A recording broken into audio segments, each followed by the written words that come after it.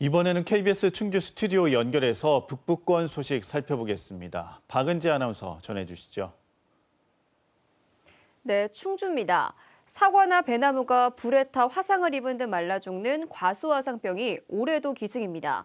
지난주 첫 발생 이후 벌써 피해 면적이 지난해 같은 기간의 3배를 넘기는 등 확산세가 심상치 않습니다. 보도에 송국회 기자입니다.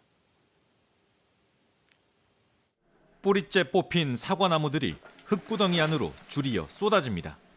이 농장에 과수 화상병이 확인돼 심어놓은 사과나무 240여 그루 전부를 땅에 묻고 있는 겁니다. 치료제가 없기에 한 번 걸리면 파묻을 수밖에 없어 매몰 작업을 지켜보는 농민은 가슴이 타들어갑니다. 3년 있다 짓는데 저게 채와 7년을 대비해서 집합벌이 수동약 값을 내는 거죠. 지난주 충북 충주와 충남 천안에서 올해 처음 발생한 과수화상병은 빠른 속도로 번지고 있습니다.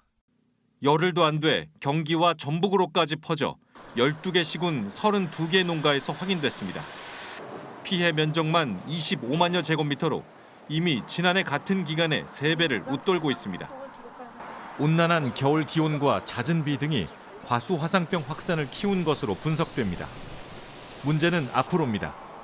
과실을 솎아내는 작업이 한창 진행 중이어서 세균 감염 가능성이 더 커질 수 있기 때문입니다. 특히 다음 달 초까지 26도 안팎의 기온이 이어질 전망이어서 세균 증식도 용이할 것으로 우려됩니다. 70% 알코올 등의 소독액에 10초 이상 충분히 소독하시고 사용드리기를 당부드리고, 농림축산검역본부는 올해 과수화상병 발생 농가 대부분이 과거 발생지 반경 2km 안에 있다며 철저한 방역만이 확산을 막을 최선책이라고 강조했습니다. KBS 뉴스 송국혜입니다. 충주시는 지역 바이오 기업을 대상으로 1:1 맞춤형 컨설팅을 지원합니다. 충주시는 충북바이오산학융합원에 120여 명 전문위원과 협업을 통해 기업이 원하는 전문가를 매칭해주고 6월에서 11월까지 기업별 5회 이상 컨설팅을 지원할 계획입니다.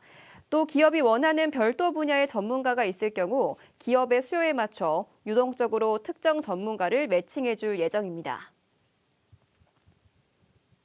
40회 소백산 철쭉제가 오늘 개막했습니다.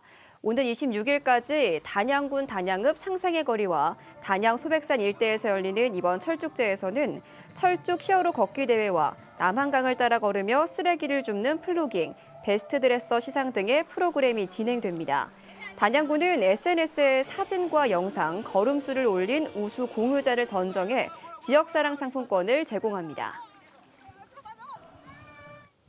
제7회 청풍호배 전국 생활체육 농구대회가 오는 25일부터 26일까지 제천체육관 등 제천 지역 4곳에서 열립니다. 이번 대회에는 전국에서 36개 팀 500여 명의 선수단과 관계자들이 참가해 디비전 3, 디비전 4, 40대부 등 3개 종별로 나뉘어 경쟁합니다.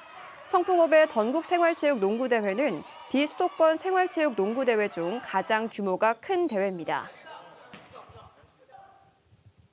제천시가 어린이집과 유치원, 초, 중학교 11곳을 대상으로 아토피 천식 안심학교 사업을 운영합니다.